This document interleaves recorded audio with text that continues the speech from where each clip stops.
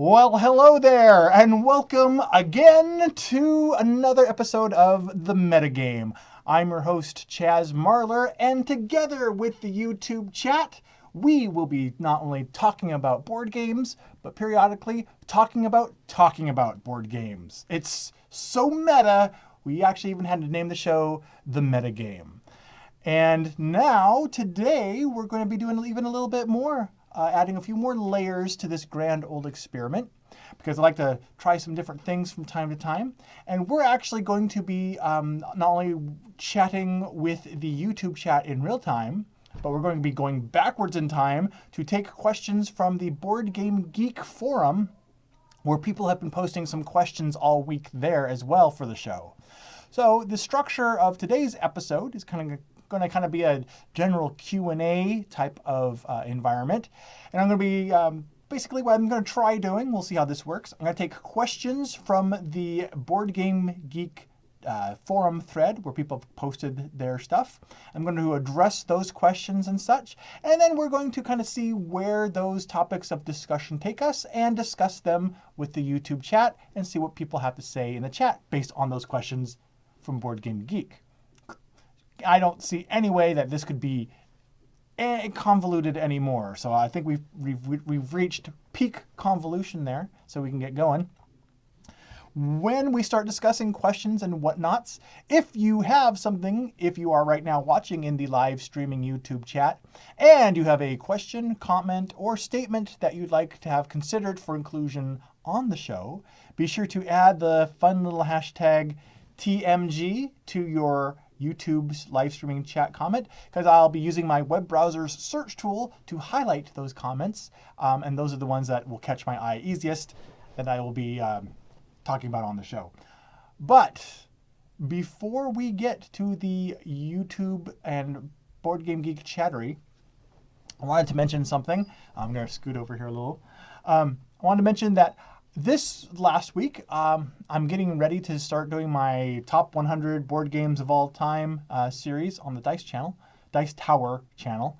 And in preparation for that, as I was making my list of my top 100 games of all time, I started going through and I discovered many of the games that I hadn't played yet. And so I did a couple of videos talking about these games. Hey, I need to play these games more. This is why they won't appear on my top 100 list. I recorded that in front of my game shelves since it was kind of a standard game countdown, game-centric video. And on my shelf, I had tucked up in the upper left corner a game that I obtained at Gen Con a couple weeks ago called Ines. And there was a large proportion of comments in the there was a large portion of comments in those videos of people like, oh, Ines! So people were really curious about it. So I thought I would reward the people who actually showed up for the metagame to do just a real quick overview of Ines to kind of show you what's in the box and why people are getting excited about it. And then I thought we'd kick off with this and then go into the questions and comments from all the forum threads. I plan on doing an actual factual video about Ines because there seems to be enough interest in it to do so. So I am working on that, but I thought I'd just give a little bit of a preview of it for the people who are curious. So the first thing about it that you will notice is it has very distinctive cover art on there. And there we go. Ines cover art for you. And so it stands out a lot on the shelf. And a lot of people's reaction to the artwork has been, eh. And while it has a very nice traditional Celtic feel to it, while it's not my favorite artwork I've ever seen on a box cover, I can say that I do appreciate the art style of it, especially it makes my art history degree senses tingle. So, okay, there's the cover. So what Ines is kind of an area control type of game. And the first thing that you will notice when you open up this box is it has a stack of these territory tiles. And these territory tiles are uniquely shaped. They are among the coolest territories I've ever seen in a game. Because what you'll do is you'll have several of them laid out, and they do fit together really well. But I've never seen a game that takes this approach to the territories shape. So I thought that was awesome. So you have these neat territories. We'll start out with a few of them, and you'll add more and more of them as the players explore. It's up to 4 players. So you'll have this variety of different territories on the board. And each territory kind of has a unique little bonus that it can give and such. And you'll have to forgive me. I did play this one night at Gen Con during a preview kind of demo event, but I was also violently ill at the same time. So my memories of that evening are a little fuzzy, which is why I want to just kind of do a brief overview. But basically, there are up to 4 players, and each player has several little units, and each player's little units here, I guess I'll open up one bag. The sculpts for each player are unique, so they're distinct, different sculpts for each player, which is cool, in 4 player colors. And they come taped really, really well. Here's an example, though, of the orange player's sculpts. Got your little guy here with his little staff. Hello there. All right. So you have the unit. So there's only, each player only has like so many units. So it's not a huge dudes on a map type of game. It's actually more of a card drafting game because the players will have this several decks of cards available on the table. In the game that we played a short version of the game here. So for example, you'll have this deck of these green-backed cards, and these will be shuffled up, and a portion of them dealt out to each player. And each player will start out with a certain number of them. And just like a normal drafting game, you'll pick one, pass the rest around, then you'll receive the others from your opponent, you'll pick another one, pass them around. So you draft the player abilities from a central pool for what you want to do, and then you can add troops to the board, explore new regions, which will add new tiles to the board. You can invade other people, other territories, and have a conflict. And the card play, the drafting and using the card play, there's no dice or anything like that. The card play is also used during the combat system. And if I remember correctly, you can really kind of mess with other people. Even if you're not directly involved in a combat, you can still mess with people during the combat playing the different cards. And it's a central pool of cards that kind of comes out. So you kind of know what abilities and options are out there. You just don't know necessarily who has each one and how they're going to play them each round. And finally, there is also neat little cities and citadels that will be on the board. If you'll notice, I just put the orange guys away. Some of the cities, these will be appearing in the territories, and these cities have a little space for a unit to actually stand in right there. So whoever has control of a certain territory can actually have some of their people literally sitting in a city kind of protected and have higher defense for the city and such. And I thought that was really neat how they actually even incorporated that into the molds.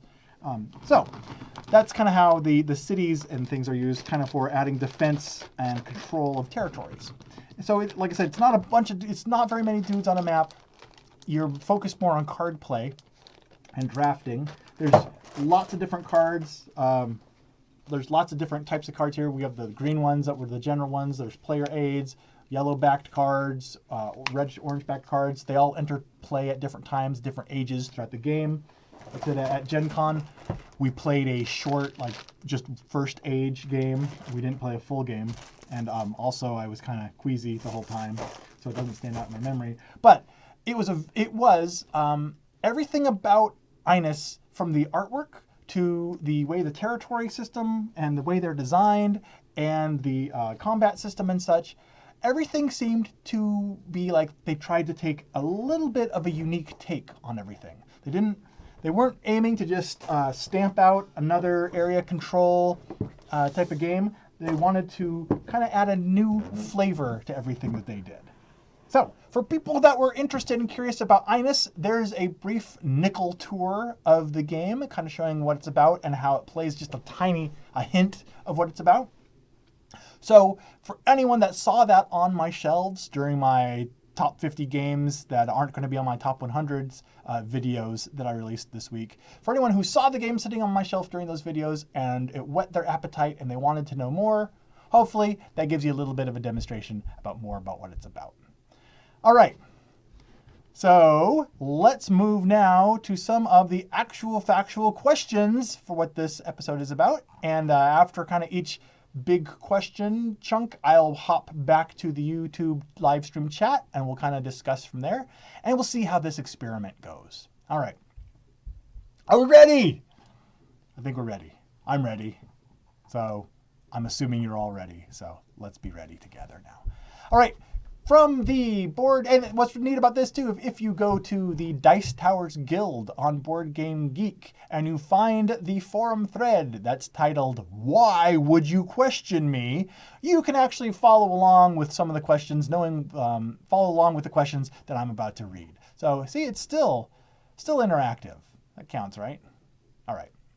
Joel starts us off with a very good question where Joel says, "Chaz, you've been very upfront about social anxiety when it comes to attending conventions and given voice to what I think is a more common thing than might be known.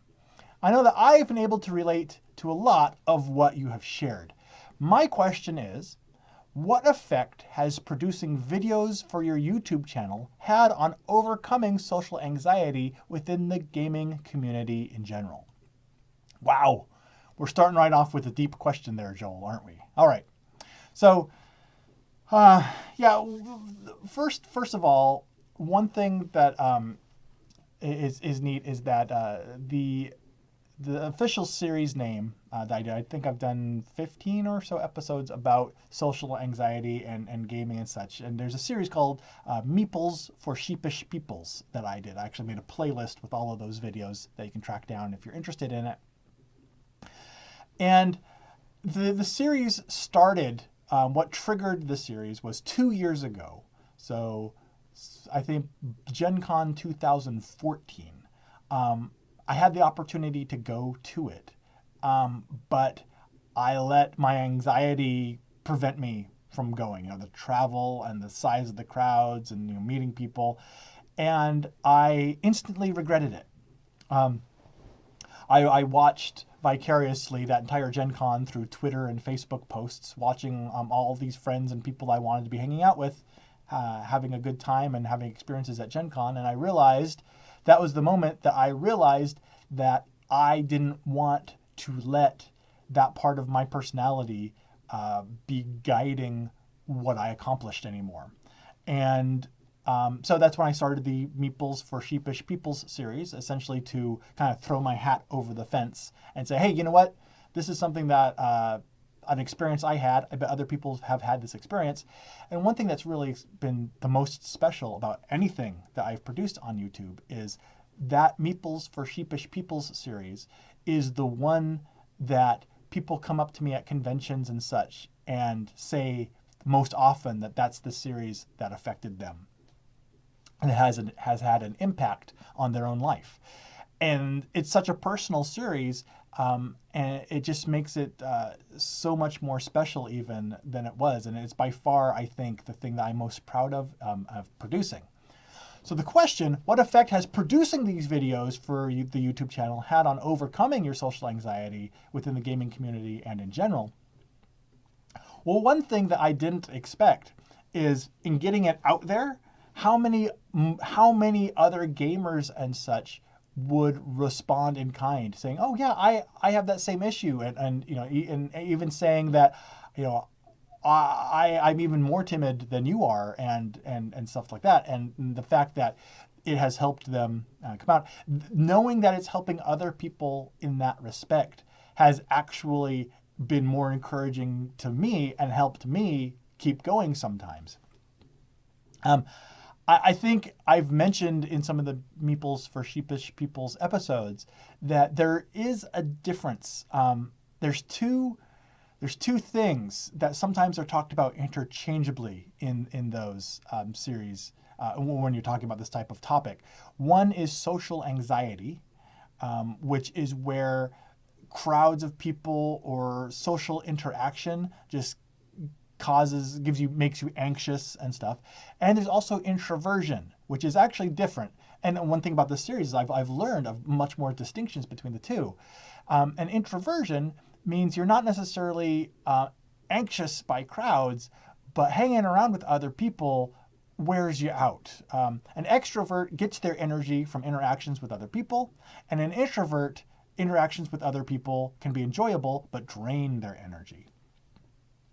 So that's one thing is I've learned actually kind of more how it works in a way, if that makes sense. I've learned more of the ins and outs, more of the fine-grained details and everything. I've learned a little bit more about myself. And in doing so, interacting with other people, hearing their stories, and learning more about myself and what triggers anxiety and stuff in myself, it has helped me, it's given me a better tool set for knowing how to deal with these things. I was thinking just this morning, I was thinking about the answer to this question. And one example is in July, I went to Dice Tower Con. And I traveled all the way across the country from Oregon to Florida. I hung out for 5 days with Suzanne Sheldon and the guys from Flip the Table, moderator Chris and Professor Laserbooks and Jared Hunnefeld and Eric Summerer a little bit, and other friends that I've made. So all of these people. And, there's 17 to 3,500 people or so, at this convention, hanging out with all these people that I've enjoyed, working with and just hanging around with. But as the days went by, on Friday afternoon, there was a time period where I knew there was an event that a lot of the people that I had been hanging out with were going to. And I just wasn't going to it. The stars didn't align. So I knew that was coming up. So I made special plans for myself that on Friday during this event, I actually went back to my own hotel room because I knew it would be, all my roommates would be gone and it was vacant. And I actually had my own special event where I just closed all the curtains, turned off the lights, laid on the couch, and just sat there in silence for 30 minutes to an hour. And sat there and just recharged in the middle of the convention. And it helped. It was one of those things where laying there, just kind of unwinding and everything, kind of recharging. I didn't realize how frayed my psyche was becoming from just constantly being in this group of people and constantly going. And just taking that hour on Friday afternoon to just sit in silence and recharge and just kind of be there with my own thoughts and get away from everyone. When I went back, Friday and Saturday, I was ripped, rare, and ready to go. And it was from my past experience with going to the conventions and talking to people and kind of doing these things, getting out and doing these things. I've learned that that's a tool that I now have in my tool belt when it comes to this type of thing for learning how what I need in order to get the most out of these convention experiences. It's not like I need to go hide every hour. If you do, that's fine. But it's something where it's like, I'm going to definitely do that again. I'm going to take a dedicated time just to kind of sit and be quiet in kind of a sanctuary in the middle of all this hubbub, because it's something that made me actually feel exponentially more refreshed than if I hadn't. So if that helps there. Let me pop over to the old comments here and see if there's anyone that has any responses to that. We have Morphin Man Dude already has a comment on this, which is great. Morphin Man Dude mentions that one of the big things that I love about my own gaming group, we're actually a geek social club, is that it's built into our culture that we are going to be very open and understanding of social interaction issues. In a way, I think that we all know one way or another that kind of social anxiety or other social difficulties, what it can be like for people. And we have a few people in the autistic spectrum and plenty of people within the depression or other issues, which can be really difficult.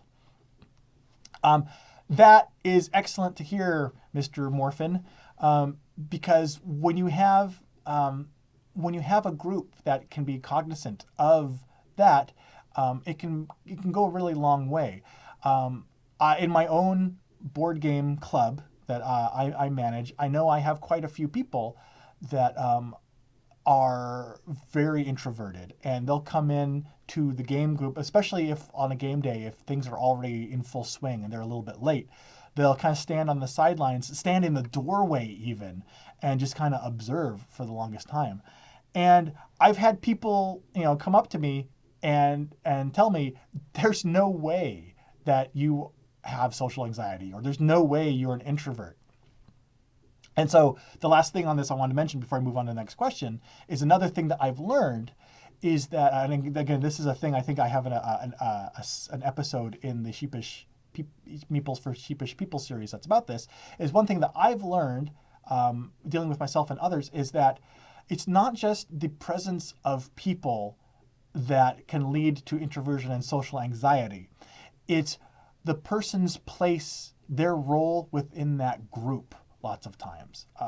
For example, at the Origins live show for the Dice Tower, there was an audience of at least 500 people or so. And during the Dice Tower live show, during the portion of the show, I was invited up on stage, talked about my experiences so far at Origins, and talked to the panel for a few minutes. And I had no problem with that at all, because in that role, it's hard to describe, but it's not that I was the center of attention, but it's that I was in control of that presentation.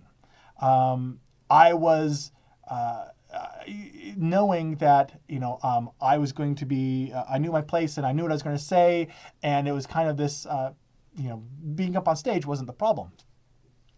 But being after the show, kind of mingling and stuff with people, not knowing when to jump into the conversation, or knowing if you're going to interrupt, or not knowing these people that you're talking to one-on-one, boom, right back there, not feeling confident at all, feeling like, sometimes, are we done yet? Can we go?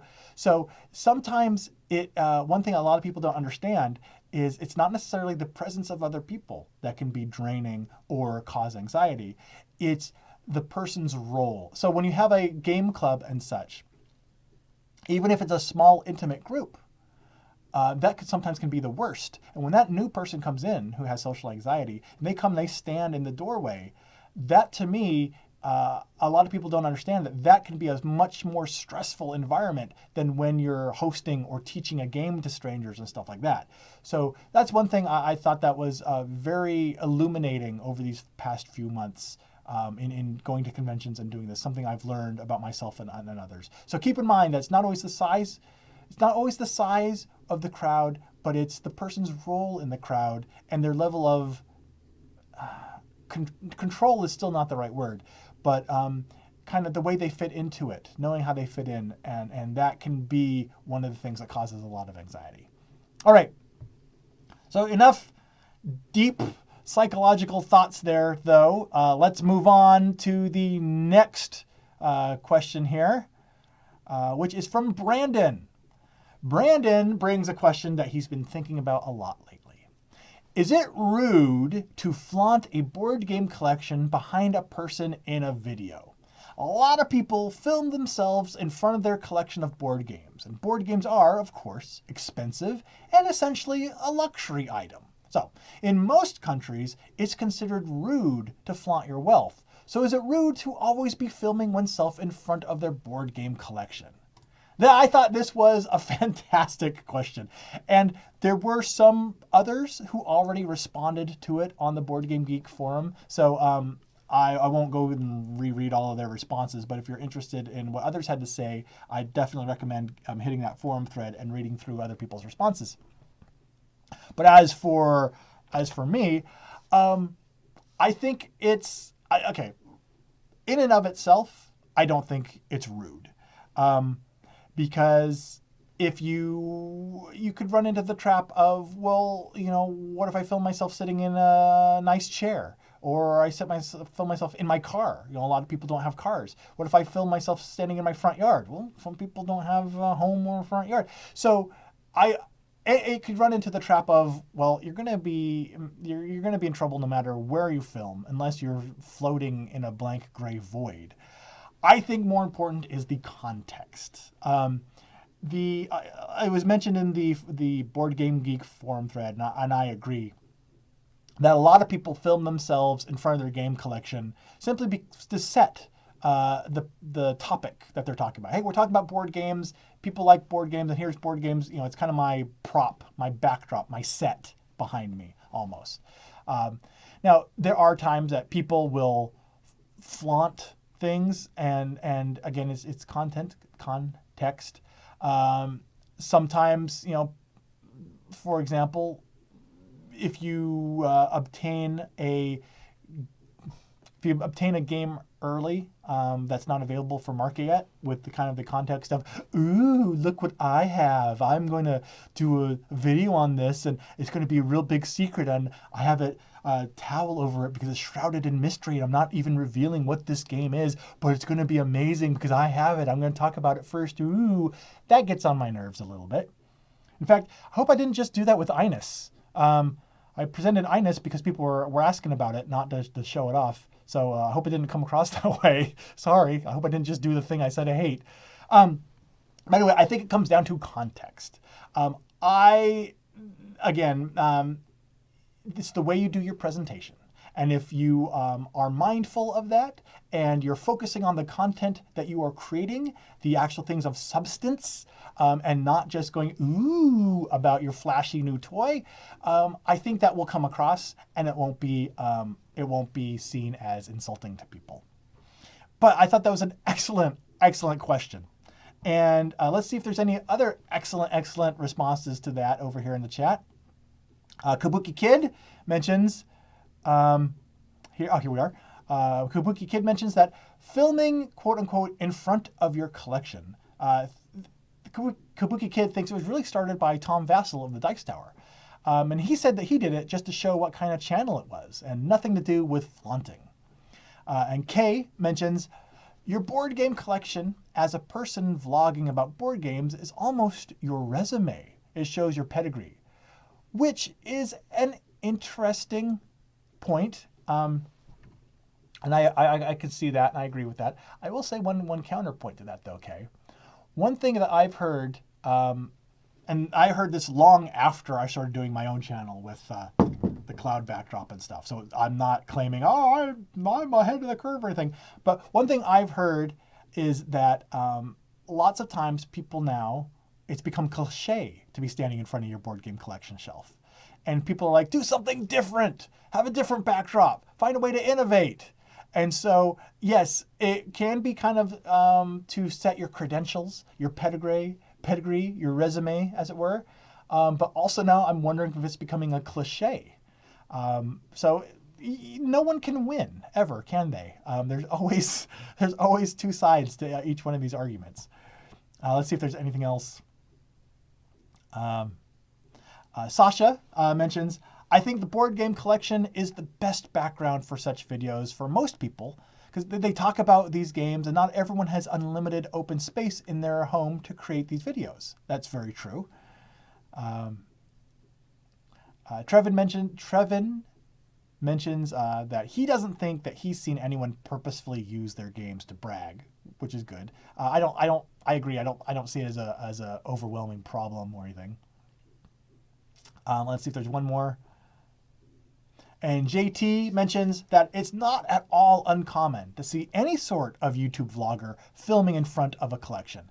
It happens in many other spheres as well. Chris Stuckman films in front of his movie collection, etc. That's true. I think about some of the other channels that I enjoy. NerdSync is a channel that makes a lot of videos, really, really good videos about comics. And on NerdSync, they're always standing in front of, not necessarily racks of comics, but lots of comic memorabilia, collectibles, posters, figures, stuff like that. So I think that it helps set that precedence for what your channel's all about. And so there we go. I hope that helps. And I think there's a general consensus there, though, that people don't really usually see it as flaunting or bragging. It's more what you do with it. So excellent question. All right, let's see here. Someone responding to that. Aha, Glenn has a question, which I think is appropriate to talk about here. Glenn says, new dad here. How did having a daughter change your gaming habits? How do you involve her in gaming, or do you at all? P.S. Your daughter is adorable.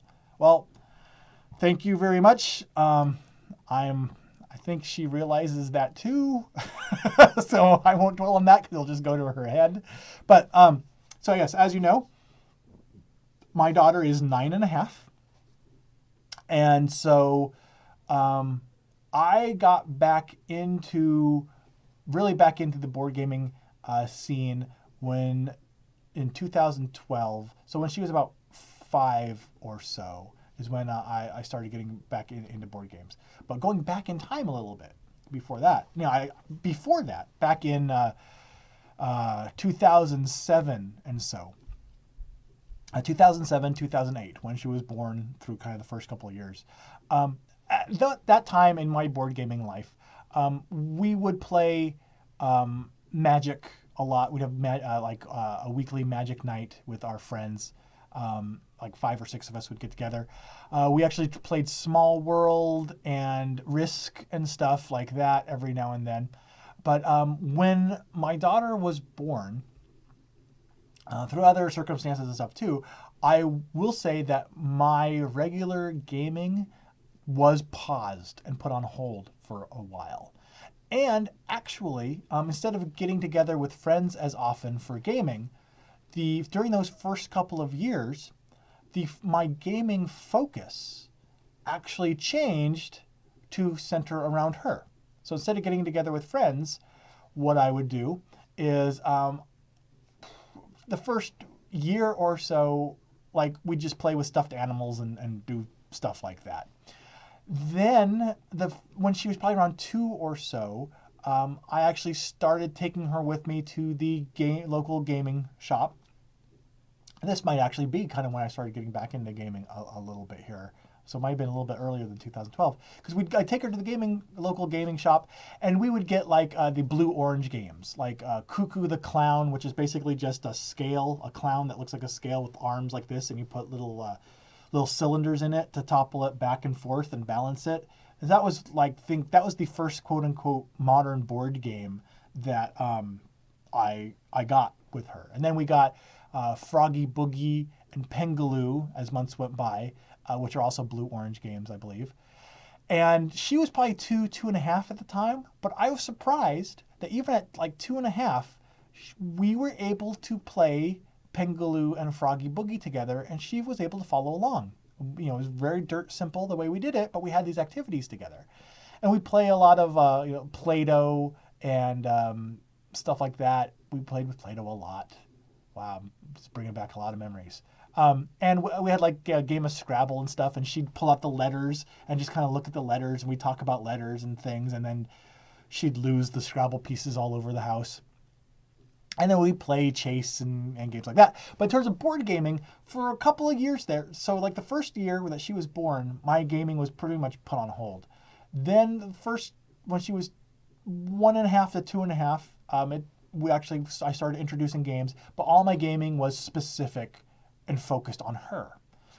Then about 2.5, I'd start coming home with HeroScape stuff. We'd go to the shop like every weekend or every other weekend, and I'd go get a little HeroScape expansion, and we'd open it up and look at the figures and stuff, and kind of set them up, and she'd look at them all and move them around a little bit.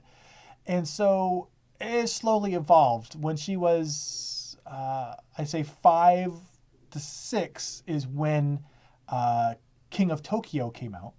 And I introduced King of Tokyo to her. And that was actually, we would watch these King of Tokyo videos on the internet before the game even came out. These kind of almost commercials for King of Tokyo. And we would watch those over and over and over again. She couldn't wait for the game. When it came out, she couldn't read yet, but she was able to actually recognize the pictures and play the game because she started to learn what the special abilities was. Again, she was between 5 to 6 years old. And again, I was really amazed at what a child of that age could pick up. And then from there, the board gaming kind of continued to snowball, because that takes us into like 2012 when I discovered the Dice Tower and Watch It Played and Crits Happen and everything. And that's what kind of started this whole snowball rolling and got me back into a game club and stuff like that. But so did it change my gaming habits? Absolutely. And how did I involve her? Well, hopefully that gives a demonstration of how I did. I don't think as a parent, there's always that guilt of I feel like I don't involve her enough in it. And I worry about all of the missed opportunities because I know there's going to come a day sooner than I realize where she's not going to want to hang out and play games with her dad anymore. So I need to, I think as a parent, every parent realizes that they need to get in as much of this gaming with their kid while it's still even an option before that opportunity goes by. Whew! Well, we talked about pop psychology. We've talked about being selfish and antagonistic, and now we've talked about the heartfelt feelings of a father playing with his daughter. So this is turning out to be an extremely deep episode of the Metagame. Let's turn it over to the chat to see what everyone has to say about gaming with your child, and then we'll try and move along to something a little less heavy. Let's see here. Shelves. Balancing clown. Here we go. We're up to the clown stuff. All right. So, anything else about the clowns? Not a lot on that. So it looks like more stuff on shelves. Oh, there's one thing Thomas mentions. How many games do you play per week? Is the main part of them played with your family or gaming group? There we go. There's a good question to wrap up this section of the discussion. I go in little spurts, I've found. I do track my gameplays on BoardGameGeek.com to help me kind of remember. And it does come out to, I think, if you take it the average, it's average of maybe a game every day or two. But again, I'll play like 3 games in one day and not play anything for a week and a half, stuff like that. So it goes in spurts. I find that at least 50% of the gaming I do is with my daughter and wife as our family. It seems to be the most game time, which is one of the things. And so that playing with your spouse and 9-year-old child will guide a lot of the games that you play, which is why one of the reasons why the unplayed games in my 50 games that you won't find on my top 100, the reason why a lot of those games are still on that list is because when the time comes, they're like, okay, am I going to play, Mission Red Planet with my 9-year-old or, Power Grid or 504, or are we going to play Fish Frenzy and, Dungeon Fighter, stuff like that. So, I'd say at least 50% of the games I play are with my family and stuff. And it does have an effect on which games do get to the table. But at the same moment, I think anybody at all would say they wouldn't trade the time that they have available to play gaming with their family. They wouldn't trade that for anything. So there you go. All right, let's find something light and fluffy to talk about. Let's see here.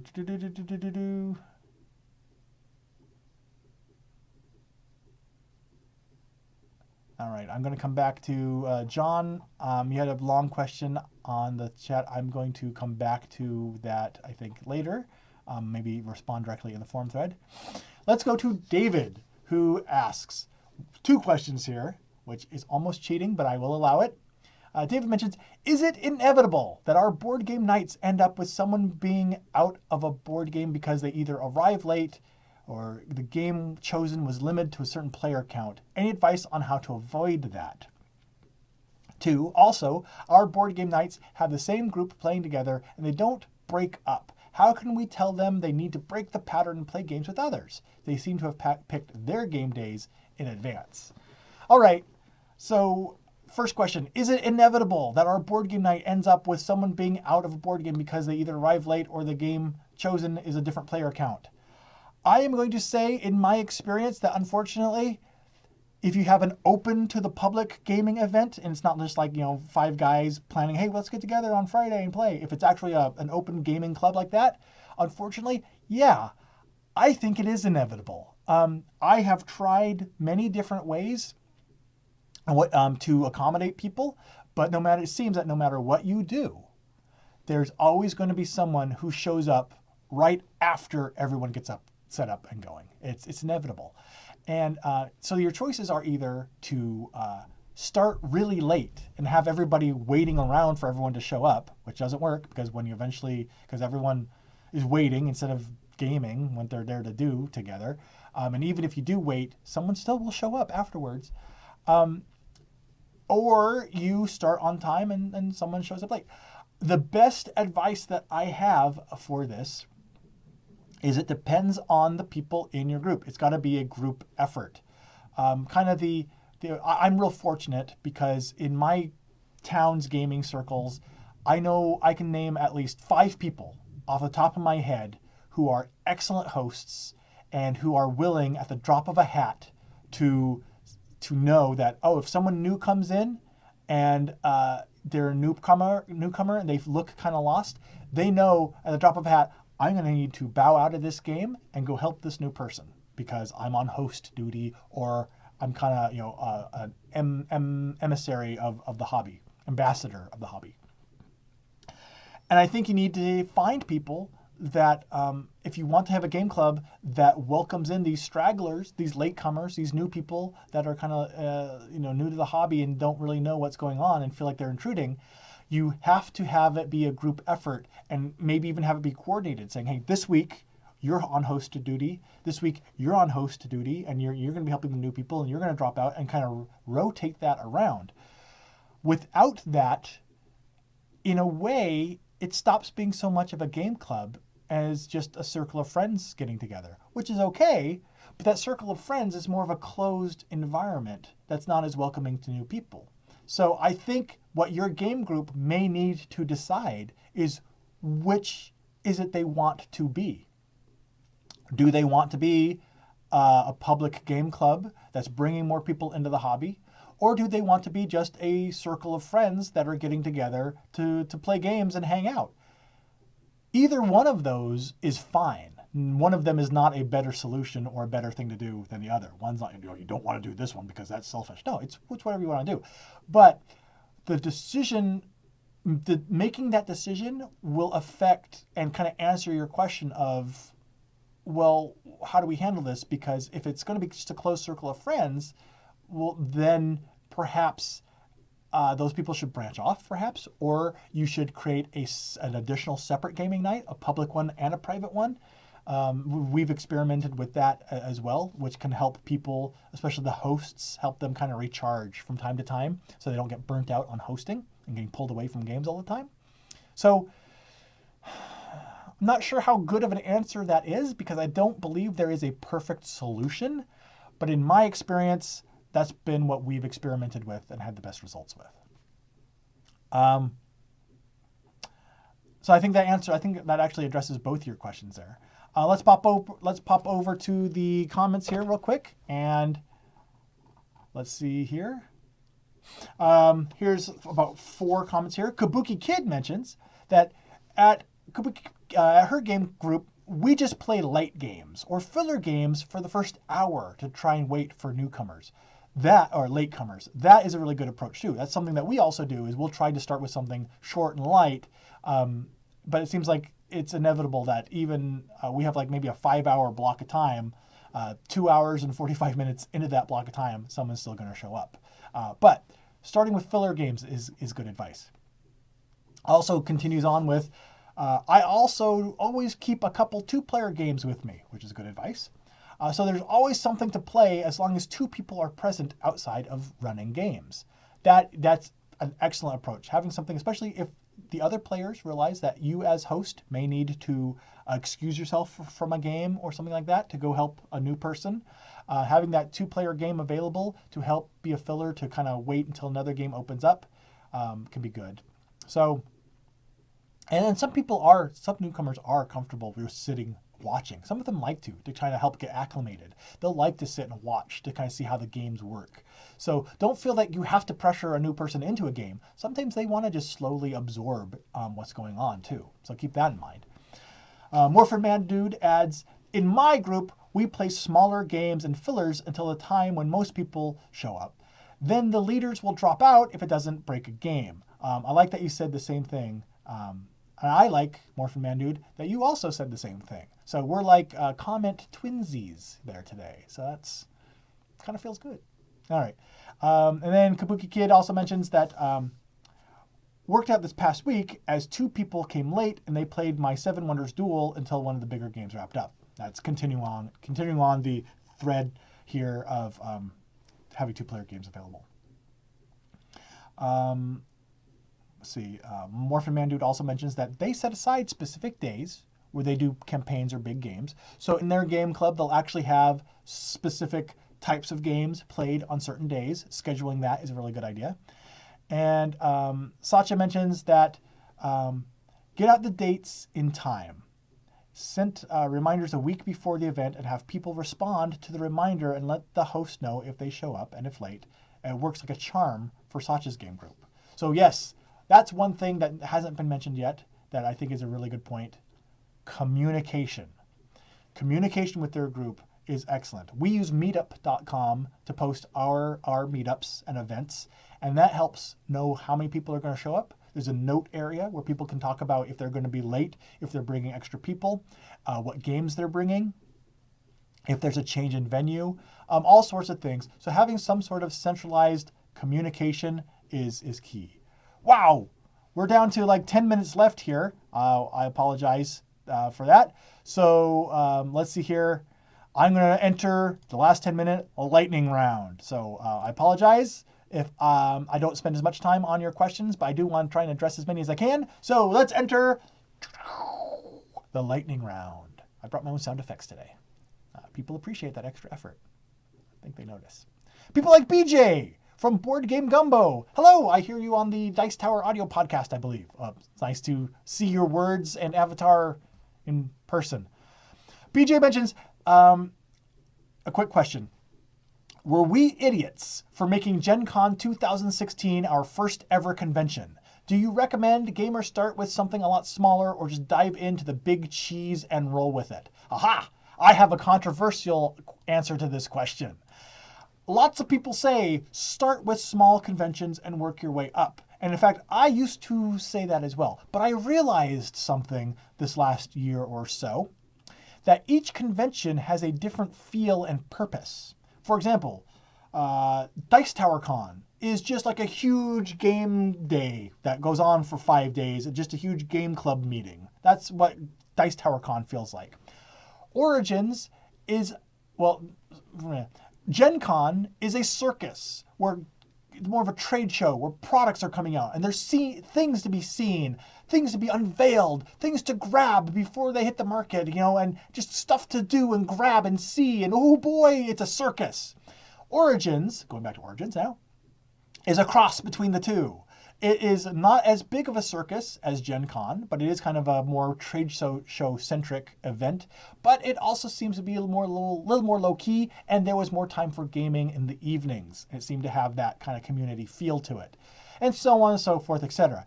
Each convention is going to have a different purpose and feel. So instead of starting out with the small ones necessarily, find out which convention matches the feel that you are in the mood for, because it's probably the convention that you will have the best experience at. For example, if you want to just have a nice big 4 solid games of sitting at the table playing board games and gaming and just having a good time concentrating on the play and the people you're playing with, Gen Con might not be the best fit. And conversely so. So anyway, that's my answer. So, were you an idiot for making Gen Con 2016 your first ever convention? No, I don't think so. If the Gen Con experience is what you were looking for having. But keep in mind, each convention is going to have a different feel and different purpose. So there you go. Mike has the next question that we're zipping along to, which is, are you working full-time for Passport Games now? And what does your typical day look like? Is it what you expected? Oh, neat. Well, yes. As you know, back in March, I started working for Passport Games Studio, and it is a full-time position. Passport is amazing, though. They are really accommodating to the social media and other media that I still do in my spare time, and even encouraging me to continue to make time during the workday, keeping my schedule flexible to make time for things like this live stream show on Friday mornings. They've been fantastic to work with and to work for. And my typical day, essentially, I'm the community and support manager. So I make sure that social media posts happen and information gets out there. I've been making YouTube videos for their YouTube channel.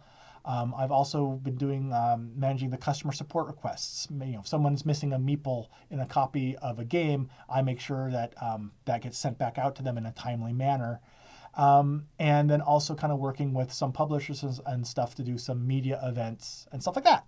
So my typical day, honestly, looks like what's one thing that's great is this allows me to work from home 99% of the time. So my typical commute is from my bedroom down to my home office. So it's like a 20-foot commute. And my typical day is I turn on my computer, I get logged in, and I see the barrage of what has to be accomplished today. And one thing that's kind of nice, but also a challenge, is every day is different. So one day it might be support heavy, one day it might be social media heavy, and so on and so forth. Every day you got to come into it and figure out and prioritize and find out what's important now and get that type of stuff addressed. So that's what it is. I think it's great. I enjoy it. And before I start gushing about it, I'm going to move on to the next question here in the lightning round. All right. Jeff asks, how has your life changed since the epic Battle of Wits victory on the Flip the Table live show at Dice Tower Con? Every day is like a holiday that is more terrifyingly fantastic than the day before. Do you think that you'll spend more time on eBay trying to memorize random item bid prices? I don't see how it would be humanly possible for me to actually spend more time on eBay doing that, but as always, I will try. Do you plan on entering more live action podcast contests at conventions soon? As many as I can trick the hosts into letting me be on, is the answer to that. Do you think moderator Chris from Flip the Table is still waving in that hotel room where you last left him? Hold on, let me check my webcam. Nope, he's dead now. Okay. So, sorry. And I enjoy a variety of things that you're doing as opposed to just sitting on a table talking about it, talking about whether you like a game or not. Please keep up the great work. Thank you. And my apologies to moderator Chris from Flip the Table for that joke. That was a very bad taste. Katrina mentions, have you purged any games from your collection based on data you collected from your DOTS system of keeping track of plays over time this year? Good question. I have not officially purged any games yet. However, I have moved several games with low dot counts off of my Calyx shelves into my closet to probably purge at the next garage sale that my local game store has, or the next flea market at my next gaming day. So yeah, there are a few games that actually are on their way out due to that system. Not a ton, but there we go. Let's see here. I'm going to go down to, these are responses to other questions. Okay, Paul mentions, hi Chaz, Paul from Australia here. Thanks for the opportunity to be included in your live chat. It's a bit too late at night for me to participate live. Bah! I'm making you participate live to me right now, so I want to make sure to sneak you in. My question, do you think games, when they get a reprint, uncomma, should take advantage of new component types that don't change the base game in any way. For example, I'll just read your example. For example, no, I'm not going to read your example. I'm just going to say his example is like Twilight Imperium with all the player boards and such, comparing that to like Clash of Cultures, which has cut out little holes inside that have places, actually holes in the player boards to put your meeples. How Twilight Imperium could probably benefit from these new technologies and techniques that have been developed. What are my thoughts on doing this? I think that is fantastic. At first, I was wondering, well, would a reprint like that, change the game enough that it's still not the base game anymore? And then I thought, nonsense! That's the whole purpose of a reprint, a second edition. Like books and stuff, the new editions will add and change content. So if it's a reprint, it makes sense, yeah, keep it the same. But if it's a second edition or third edition or whatever new edition, yeah, I say absolutely go for it. Fix things, improve things. I'm all for that. As long as it is clearly communicated that it is a new edition. Because there's nothing worse than thinking you're getting a new edition and finding out it's the same old game, or thinking you're getting a certain game and finding out it's different. So as long as it's clearly marked, I'm all for it. In fact, there's some games that I think should be doing that right now. But I won't mention them because I'm going to try and get out 2 or 3 more questions before we run out of time. All right. Caladran,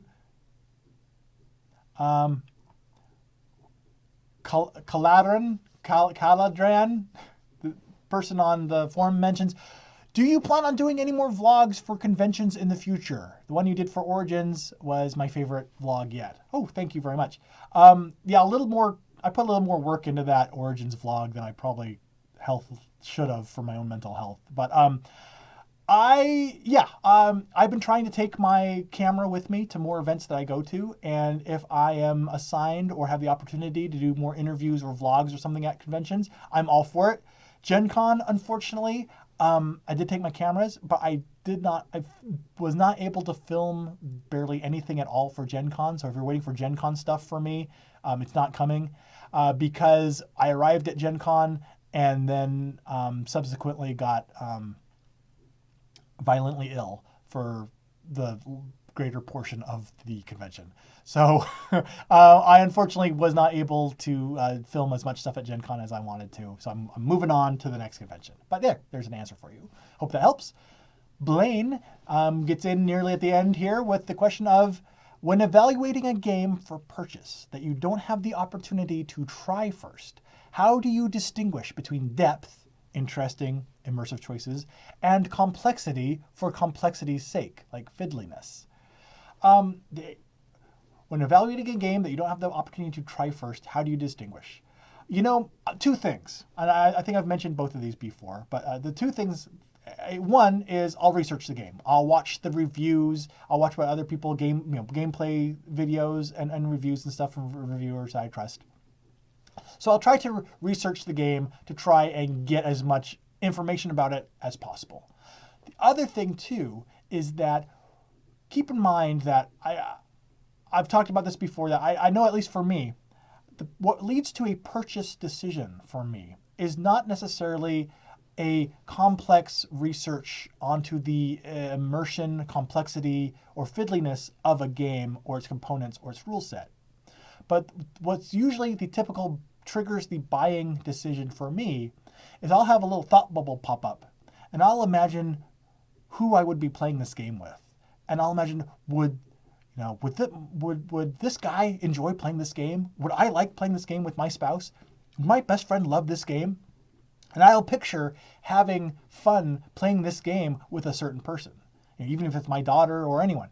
And if I have that little thought bubble trigger, and I think, oh, I would love to play this game with that guy, that is most often actually what will cause me to purchase the game. And everything else just becomes rationale. Watching the reviews, researching the game becomes rationalization for that purchase decision. And I think that's how a lot of people operate, whether we want to admit it as humans or not. But that's an answer to your question. I don't know if it's the best answer. All right, we've got time here for like 2 more here. Jason asks, Jason asks, I don't think you have any more conventions coming up this year, but how about a vlog covering a few game nights with your gaming group? I've thought about that, but I've decided against it for a couple of reasons at this point. One is I know people act different when there's a camera around, and I don't want to come into my gaming group, which is, kind of the only break for gaming and stuff that some of the people in my group have. And I don't want to come in, hey, I have a camera now, and kind of be that irritating fly with the camera that's changing their gaming experience from a relaxing time to being on camera. So that's the main reason why I haven't done that. And the other reason too is kind of privacy thing. When I take pictures at my game groups of the games that are being played, I even feel a little concerned and guilty getting people's faces in there. I sometimes try to focus on getting just the game and kind of cropping their faces out. So it's also kind of a privacy thing. I don't know if everyone wants to be on camera like that. When I did the 1 question, 1 answer thing at Origins, when I did that experiment, and it's like, ask me 1 question and I'll ask you 1 question and we'll film it and it'll be neat and it'll go up on the YouTube channel. I was surprised how many people declined that just didn't want to be on camera. So I guess everyone's not a big, attention getter, craving that like I am. So that made me kind of realize that, not as many people are into this and want to be on camera as I would think. So that's the main reason why, Jason. So there's that, which brings us to Danielle, who mentions, what do you think of the idea of restorationgames.com, and do you have a game in mind for Rob Davio there? If yes, which one? This is something that was announced at Gen Con, which is kind of neat news. Restoration Games is co-founded by Rob Davio, who is a designer of, I believe, like the Chronicles, Origins Chronicles series, and many, many other games that are coming up. But essentially, what they're going to do is they're going to take old games like Fireball Island, and I don't know if these are actual games, but games like Sorry and Life, and these old mass market games, and they're going to revamp them using modern gaming ideas and techniques and reintroduce those games with a modern gaming bent, which I think is a fantastically neat idea. I love seeing how games and stuff evolve and ideas evolve. So the idea of restoration games, taking these old concepts that we're all super familiar with and could play out of the box and seeing what they do with them, I'm fascinated to see what they do with that. As for a game that I have in mind, an old classic game that I'd like to see how they rework, I was putting around with this idea, and I guess the best one I could come up with was my former Grail game, which I actually found a copy of, called Pushover, which I have a video about somewhere on the interwebs. If someone's super curious about it, remind me in the comments and I'll post a link to it. But essentially it's this big plastic blue board, and you have guys that are riding piggyback on little figures that actually snap on, and they ride around this little track and they collect these little plastic circular rings. And it's a really basic, gimmicky little game, but I would love to see what Restoration Games could do with this very unique, simple, gimmicky concept from the old game Pushover. So there we go. Danielle also mentioned that, asked, when playing with like younger children and families and stuff, do we ever artificially shorten a game in order to accommodate the playtime that people have available or the attention spans that people have available, such as reducing the number of badges you need to be awarded in Potion Explosion? And I just want to let you know, yes, do that all the time.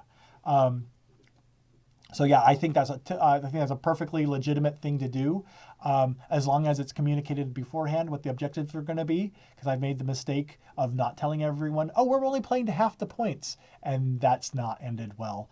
But yeah, I do that all the time, given the attention span and the time available for the games that we have when we play them. Let's see okay, there's only a couple more questions here, so I'm going to try and get through the rest of these before I shut off, since we started a little late there. Someone asking about tagging games. Daniel mentions, how has your tagging and board game playing been coming along? Have you found games in your game collection that you haven't played at all? And what do you do with games that you haven't touched in X amount of time? I have not set any arbitrary deadlines or anything for myself. So I haven't said anything that says, if this game does not have a sticker from being played by the end of the year, I'm throwing it away. I'm not going to get that in depth with it. It's mostly just a bit of a curiosity thing. So I mostly have been letting the games gel and sit. There, like I mentioned earlier, there have been a few that I've noticed I haven't been playing. It's like, you know what? I don't think I'm ever going to play this. I've moved them to my closet to consider getting rid of. But it's been more of it's highlighted those games.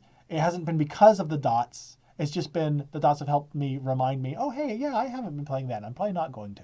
So the dot count itself, I'm keeping arbitrary.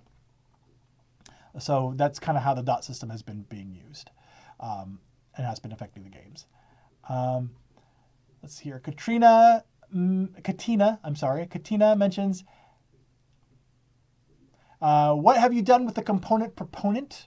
The component proponent, one of my alter egos there on the YouTubery.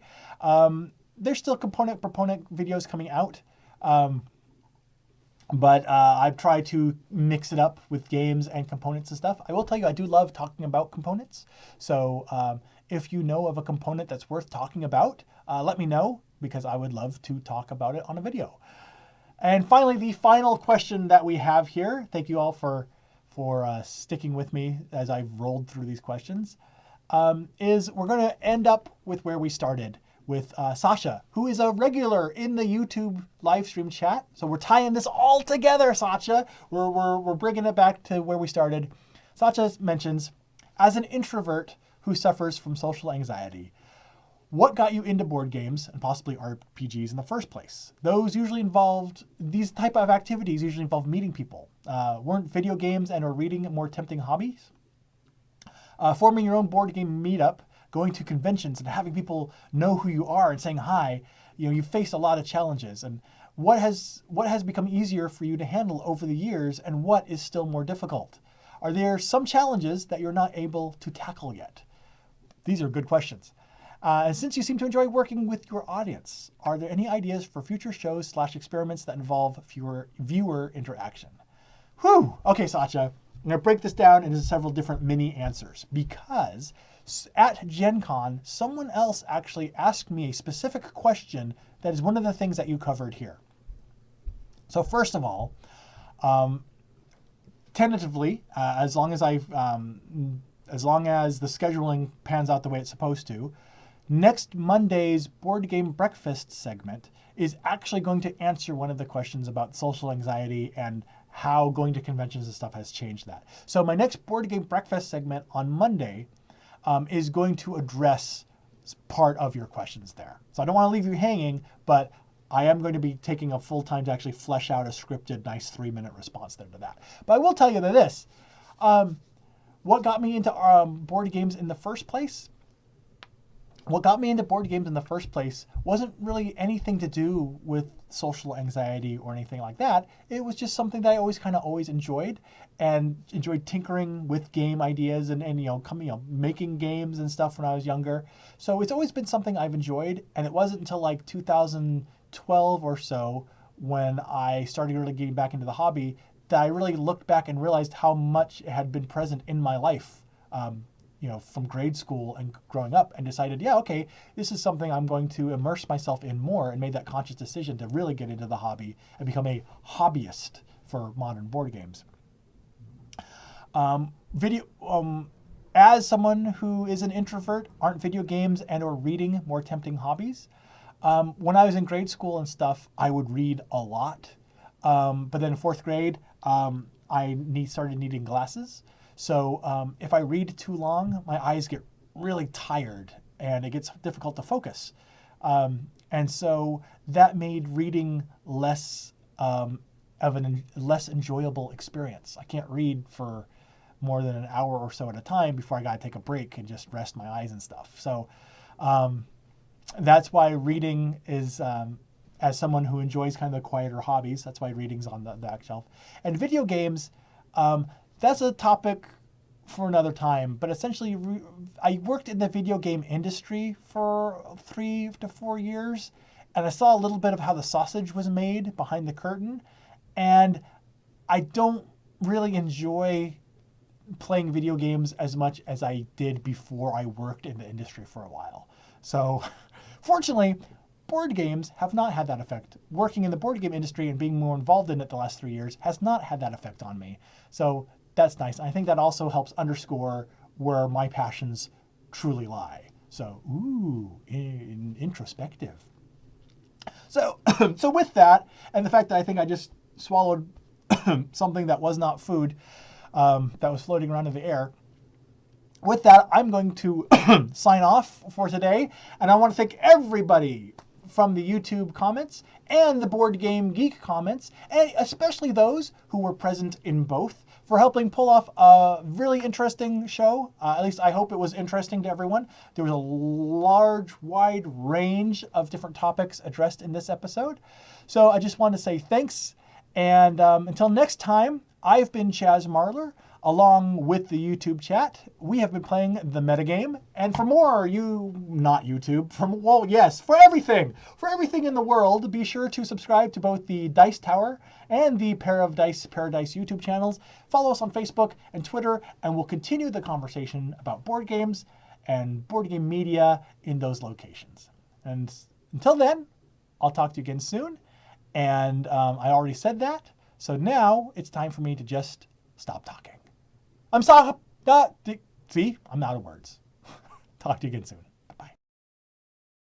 Thanks so much for watching the Dice Tower videos. Find more great videos and reviews, as well as our top-rated audio podcast at Dicetower.com. You can also find other great shows at Dicetowernetwork.com. I'm Eric Summerer, and you've been watching The Dice Tower. The Dice Tower is sponsored by Cool Stuff Inc., where you can find great games for great prices. Cool stuff in stock. Check them out at CoolStuffInc.com.